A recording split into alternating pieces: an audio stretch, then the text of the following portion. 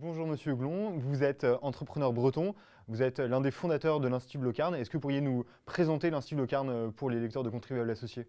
Alors, l'Institut de Locarne est un think tank qui est né il y a voici bientôt 30 ans et qui avait pour ambition d'expliquer au monde de l'entreprise, mais pas seulement, aussi au monde politique et administratif, le fonctionnement du monde, là où nous allions, en gros, éclairer le chemin pour ne pas subir les informations qui auraient pu être contraires aux bonnes visions.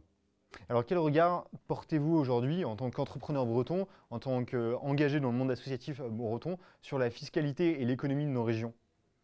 Eh bien, la fiscalité française détient un certain nombre de records du monde et elle est très difficilement supportable dans des régions qui, comme la Bretagne, n'ont que 2 ou 3% d'économie souterraine quand la moyenne française est de 14 ou 15.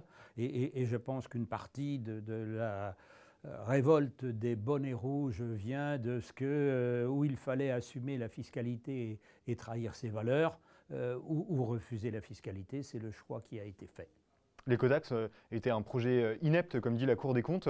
Vous avez combattu ce projet? Oui, oui, parce qu'il mettait à mort l'économie locale, puisque nous aurions payé 5 ou 6 fois la taxe sur un produit, quand les mêmes produits importés ne la payaient qu'une fois. Nous aurions préféré convaincre nos élus territoriaux de l'aspect néfaste de cette taxe et faire en sorte que leur docilité par rapport à leur parti ne joue pas contre le pays. Et face au matraquage fiscal national, quelles solutions peut-on apporter au niveau local?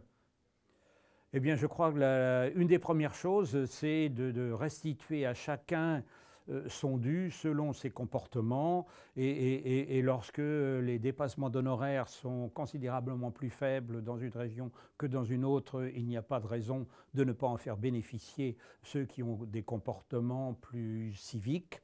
De la même façon, lorsque l'on peut améliorer des pratiques, que ce soit les collectivités, les entreprises, les associations, il faut que le pays retire parti de ses comportements plus responsables. Merci Monsieur Blond.